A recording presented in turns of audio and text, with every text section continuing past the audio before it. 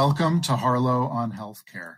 I'm David Harlow, and I invite you to join me by my virtual hearth as I sit down with healthcare leaders to discuss building the future of healthcare. Today, my guest is Bob Catter, president of First Data Bank, also known as FDB. Bob has served in leadership roles at the company for over a decade, and over the past 40 years, FDB has been known for providing objective, clinically vetted drug databases that drive health information systems across the industry, serving many, if not most, hospitals, physician practices, pharmacies, payers, other players in healthcare every day. Bob's first mission, if you will, when he stepped into top leadership at the company was to advance new product development and commercialization with an emphasis on innovation. We'll get into that in just a moment. Bob, welcome to the program. And I wonder if you'd like to add a little bit of self-introduction, introduction of the company, and some of your current priorities. Sure thing, David. So first of all, thank you for having me. I really appreciate the opportunity to talk a little bit about First Data Bank and the great work that we're doing, at least that I believe we're doing. And so appreciate the forum and enjoy following your podcast as well. I think that you focused in on trying to drive innovation. I joined the company as head of sales and marketing and have kind of grown into this role. I'm fortunate enough to now serve as president of the company for the last 3.5 years. And it's really, for me, I knew First Data Bank because my background for probably about 25 years now is in the health IT industry. I worked for an EMR company called Medical Logic, and then I worked at Relay Health, which probably most of our listeners know. And I worked at Relay Health before it was part of McKesson, and then for several years after it had become part of McKesson. So I knew First Data Bank relatively well. And I think First Data Bank does many things really, really well. We are the leading provider of, as you mentioned, drug databases to really all aspects of the healthcare delivery industry. And with that, I think FDB is pretty well known for having a very high quality product, highly accurate product. We update the product daily, take that responsibility very seriously. But I will say when I joined the company, like many very, very good companies that have been operating successfully for years, there was a certain way we did things. And I would just say that way had become a little bureaucratic, a little bit slow to move and respond to the market. And so I think what I've tried to inject in the company is keep all the stuff around quality and process control. And we don't want to lose any of that. We feel that our customers trust us to do that well, but then also bring into the company a little more energy around responding to what's going on in the market and more aggressively working with customers to develop new solutions that meet their needs and kind of meet them where they are now. So it's trying to keep those needs. Do you see those needs evolving? Or there's some new pain points that we didn't see back in the day? I know the company has been around for a while, and I'm always fascinated to see the origin story of publishing a dead tree directory on a quarterly basis or whatever it was when the company started out. See change since then on the company side, but I guess the question is, what are some of the current pain points that you see on your customer side? Well, to answer the first part of your question, I think the needs are changing quickly and fairly dramatically. Some of this directly relates to the work we do, and not all of it does, but if you think about the current state of the healthcare industry, particularly the delivery side, as we kind of come out of this pandemic era, whether we're fully out of the pandemic, I don't think we are, but that's a different issue. But as we move, at least emotionally and psychically beyond that era, healthcare workers are overworked. Many, many hospitals and clinics all over the country are understaffed. So that's certainly changed. And then in terms of our customer needs, specifically related to what we as a company do, we, at the heart, we provide medication decision support. So we try to make sure professionals, when they're prescribing meds or administering meds or dispensing meds in a pharmacy in whatever setting, we try to make sure that they have the information they need to do these things safely and effectively. And I think the needs are changing in the sense that we, First Data Bank and the rest of the industry, we've created just a deluge of information, so much information for clinicians to deal with that it's almost unmanageable. So we're not trying to reduce the important and effective information, but we're trying to much more precisely provide the information that people need and not all of the voluminous amount of extraneous information that maybe people don't need. Or I guess if you were in the music industry, you'd call it a better signal to noise ratio, because we think that's what clinicians and healthcare, providers and all across the spectrum need to do a better job. And that's on us to get them that right information. So I don't know if that helps, David. Yeah, that's true. Because we have more information than we know what to do with, right? So the value add has got to be the filter. We don't want signal to noise is a good analogy, or the sort of the alarm fatigue issue that happens in other parts of clinical practice. And we need to focus that information at the risk of being super up to the minute. As we're talking these days, everybody's talking about AI and generative AI in particular. And I'm wondering whether that kind of tooling is something that you're using in an effort to filter and create a stronger signal? Yes, but maybe not in exactly the way that might be completely obvious. So yes, no discussion today is complete without some discussion of generative AI. And I say that a little glibly, but I actually believe that's because it is just so foundational and important. I don't know where this heads in the next 5 to 10 years, but I think that whether or not people are ready, I think it's going to be brought into clinical decision support and clinical decisions more than even people might think. It's an incredibly powerful technology. We're right now, at the same time, I think it's maybe a while, if not a really long time, before people are going to say, hey, and this is kind of a cheap example, but I don't think anyone quite yet is ready to say, what's my dosing in the NICU for a neonate?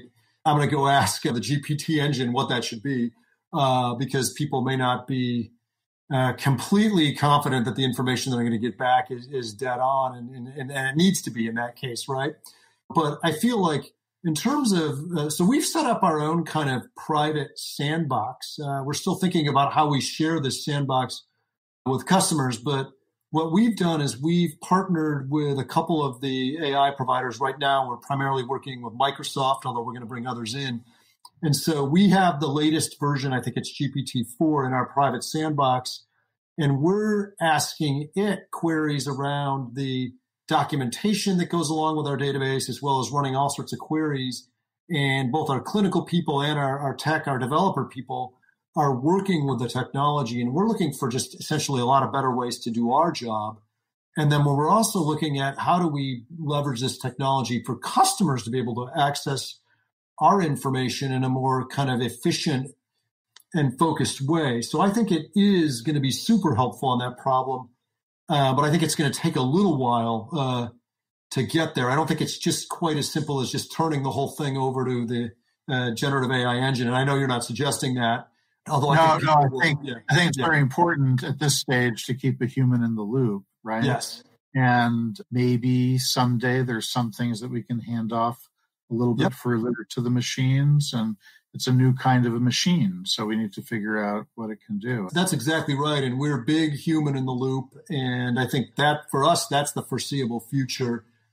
The information we bring to bear in providing this advice to hospitals and clinics and pharmacies, et cetera, it's based all on publicly available information. So the filings that pharmaceutical companies make with the FDA, peer-reviewed journal articles, that type of thing. So certainly scouring those sources using AI technology makes a lot of sense, because that's pretty intensive and labor-intensive work. But again, curating it and that last kind of finishing touch before we put it out there for the world, that goes through humans. And I think it will, at least for a very long time, is kind of the way I view it. Sure. So that's one example of innovation, and you've spoken a little bit more about innovation and the need to meet customers where they are and help them along.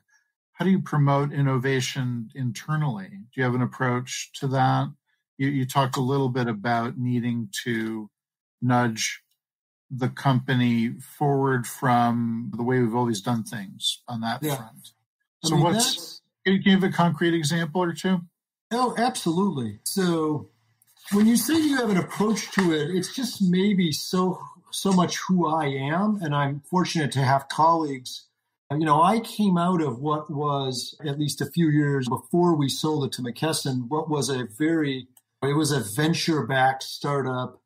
And so much of my DNA and my career has been around building things and around bringing new solutions to market. I mean, Relay Health originally was focused on bringing the concept of an online visit or a video visit into the mix. Back then, there wasn't even a way to get that paid for. And we were probably the too early pioneer.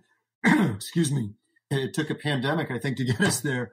But so I've been doing that kind of thing my whole career. And coming into FDB, I think there was a lot of desire among the employee. We have just fantastic employees and very skilled and knowledgeable employees. But I think for me, it's just a little bit of maybe it's just bringing in the new perspective, like we can really do these things.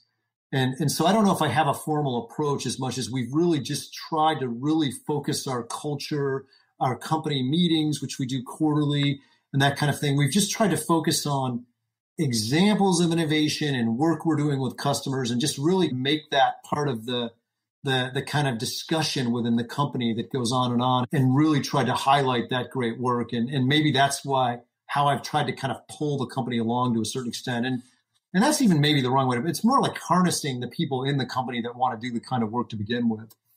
And then maybe I'll just keep going here. An example of how does that get put into practice is we try to partner with customers. So a great example is what we're doing right now in the retail pharmacy world. So about 3.5 years ago, we sat down with one of our longstanding retail pharmacy customers. This is a big company. It's one of the largest retail chains in the country. And we sat down with them, and together we envisioned a world where what's called drug utilization review can happen in a different way. And for that, we leveraged what was not new technology at the time, but certainly emerging technology. We leveraged cloud technology. And so as of today, when you walk into any number of several thousand drugstores all over the country, what happens is very, very different than what used to happen. And I'll try to give you a quick example. So if you walk into one of these stores and you go to pick up your medications, the pharmacist is still working on his or her computer to do a series of safety checks or what's called drug utilization review behind the scenes to make sure that med they're handing you is safe. It doesn't interact inappropriately with other meds that you're on, that you understand when to take the med, if you have to separate taking that med from another med, that type of thing. That's all happening. But the way that's happening now, as opposed to before, a bunch of generalized alerts that the pharmacist had to read through and try to make sense of, the way that happens now is that patient profile is sent through the web to the FDB solution sitting in Amazon Web Services. And we receive that patient profile, and then we send back 3 simple things. We send back about a 2 or 3 sentence summary to the pharmacist of what's going on clinically with that patient. We send back a recommendation on what we think is the right next best action or the next step for the pharmacist to take.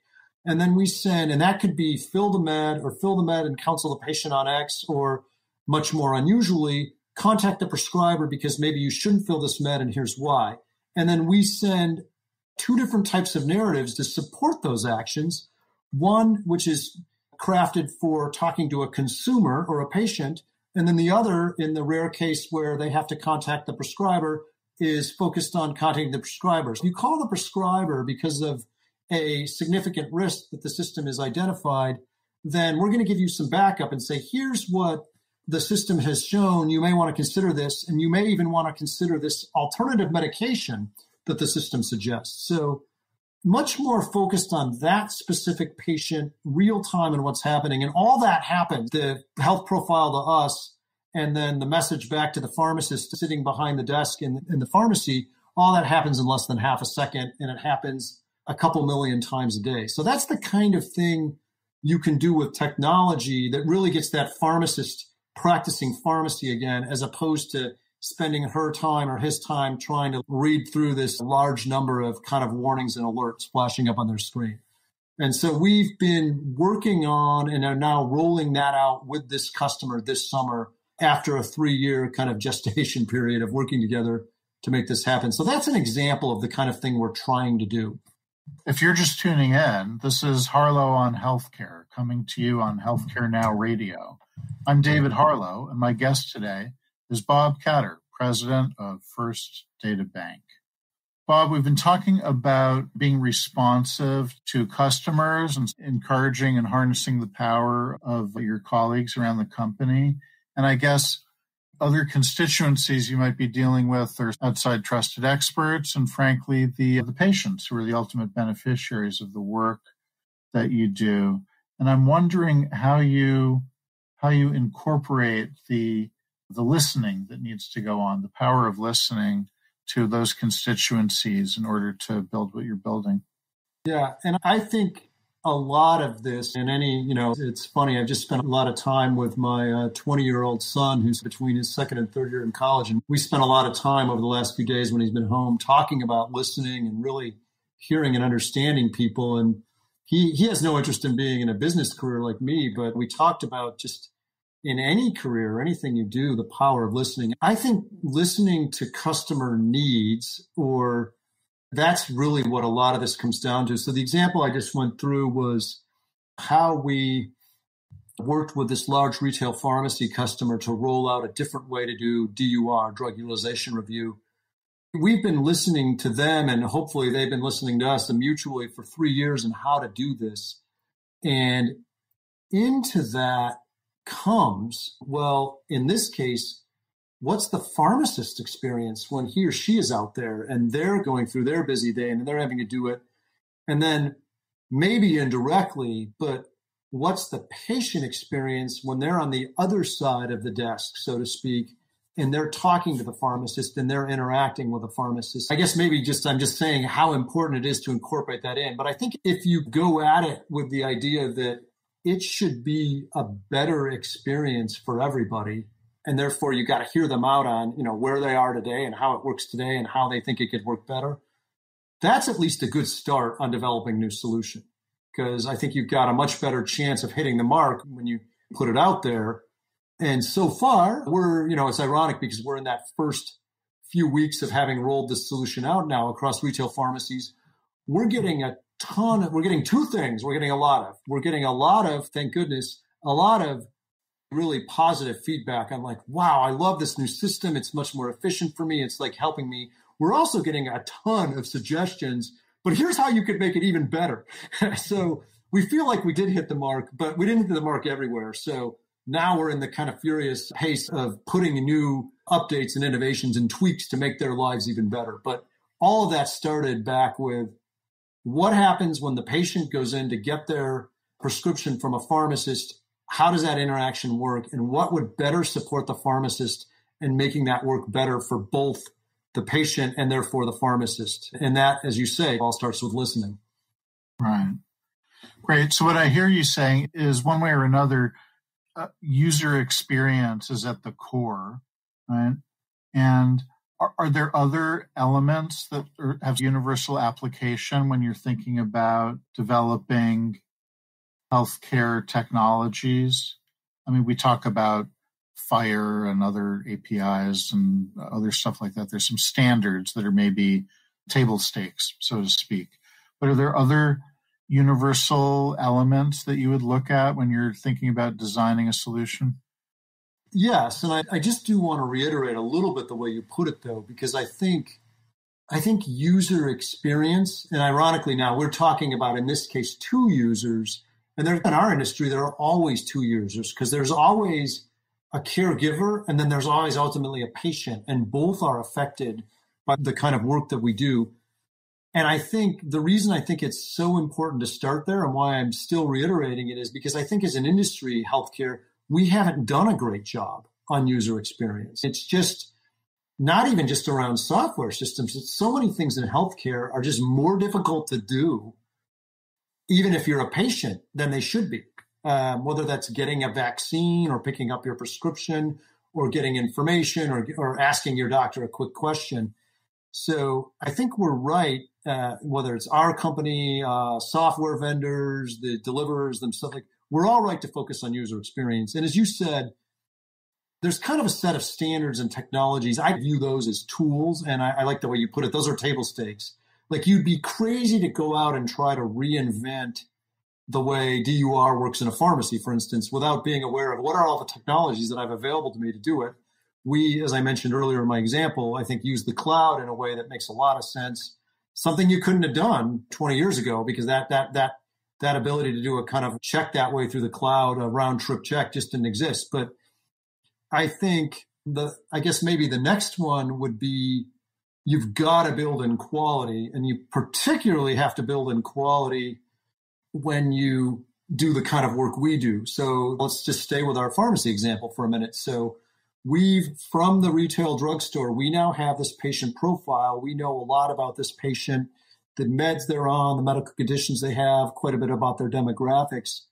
If we're going to send back a recommendation to the pharmacist on what he or she should do and that supporting documentation, we better get it right, because that pharmacist is a trained medical professional, but they're basing the advice they give and the steps they take based on the advice we give them. So you have to build in quality. This stuff is amazingly complex, and the underlying science on which our recommendations are based, those are continuing to evolve as well. So it's kind of a paradox. You want to make the user experience as straightforward and simple as possible, but underneath it all, you've got to deal with all the complexity so that you don't just send back kind of spurious advice and have the healthcare provider send off the patient down the wrong path. Yeah. So we talk about the two sides of the user experience. I guess there's also a third side, or at least a third side, but let's talk about the third, which is the prescriber, right? And I know that you've relatively recently launched an e-prescribing network. And I imagine some of the interactions and counterindications, information that you're talking about surfacing at the dispensing point could also be surfaced at the e-prescribing point in time as well, right? So that you can maybe nudge a prescriber away from a danger zone.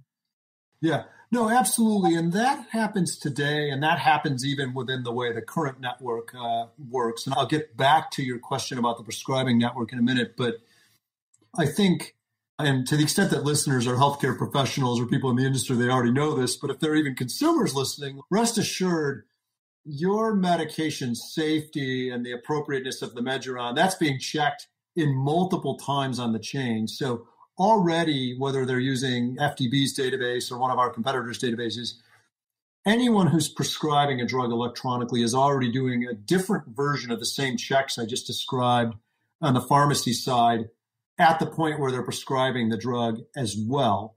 The reason to do the multiple safety checks is if you think about the airline industry and the fact that planes just almost never, ever crash, which is a great thing. That's because that industry has done an amazing job of building in redundant safety checks.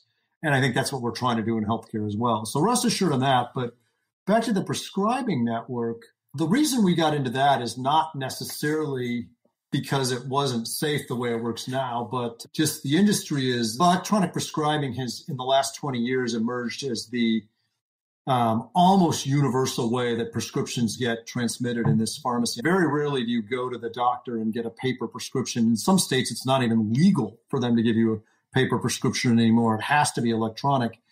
And what we found is, since we already work with many of the electronic medical records companies and other software companies on which those prescriptions are written, as well as with the PBMs, the pharmacy benefit managers, as well as with the retail pharmacies that receive those scripts, many of those clients were saying, hey, we would like to see more competition in this industry, and we would like to see that we have more options in terms of a prescribing network and what we can use.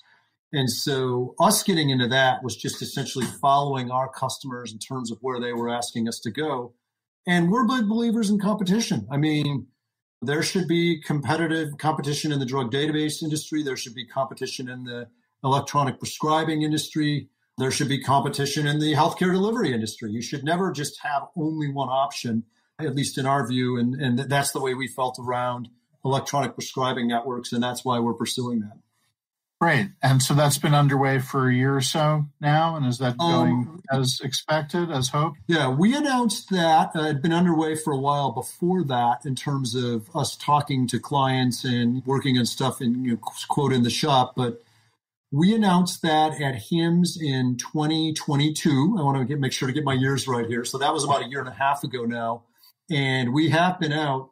Now, the funny thing about electronic prescribing is it's a three-sided network. So really, to get it all going, you have to have PBMs participating, prescribers participating, or prescribers as they work on electronic medical record systems. And then you have to have pharmacies participating. We are contracted with each of those three groups, and I think we're at the point where we're going to see pretty soon a pretty significant ramp of volume flowing through the network. The network is up and running and people are transacting on it now, but because it's a three-sided network, it's taking a while, as we always planned, to bring on critical mass on all sides. But I think we're getting close to that point. Great. So, Bob, to wrap up, I want to ask you my final question, which is, if you're to wake up tomorrow and find yourself 5 years in the future, what's one thing in healthcare that you would hope or maybe expect to find has changed dramatically? I think that is a great question, David. And I'm going to go with hope because there's one thing I've learned in healthcare. We are, as much as I think our company and others are trying to drive innovation, healthcare is a pretty slow industry to change. But here's my hope. I mentioned this before, and it kind of goes around user experience. And let's talk about patients. Patient user experience in healthcare, in some instances, is great, but in many other instances, it's not. Healthcare is just not that convenient to do. One thing that happened to me in the pandemic is I went to get my first COVID vaccine. This was back in 2021, early 2021, if I remember. And I'm a member of Kaiser, but it turned out that I was able to get access to the vaccine sooner at a CVS. And that's the kind of thing in healthcare that would rarely happen, that a Kaiser member would walk into a CVS drugstore. But it all worked, and it was actually very convenient. It was actually paid for. That's a longer discussion. And what amazed me the most was, like, a week after I got that vaccine at CVS, it showed up in my Kaiser medical record. And it was really actually pretty convenient for all that to happen. And I know the whole pandemic was kind of a special time, but I would love for people, and my hope is 5 years, that the whole thing is just way more convenient for people. And then I would really hope that we make those kind of basic services just more accessible to people across the income scale. Like, if we were better at making healthcare convenient and more accessible 5 years out, I would be ecstatic. Well, that's something to strive for. Thank you, Bob. Thank you for the conversation, and thank you for that vision of the future. David, thanks for having me. I really enjoyed it. You have been listening to Harlow on Healthcare. Join us at healthcarenowradio.com. Let's continue the conversation on building the future of healthcare together at #HarlowOnHC. I'm David Harlow, keeping the fire going and holding a seat open for you. Until next time.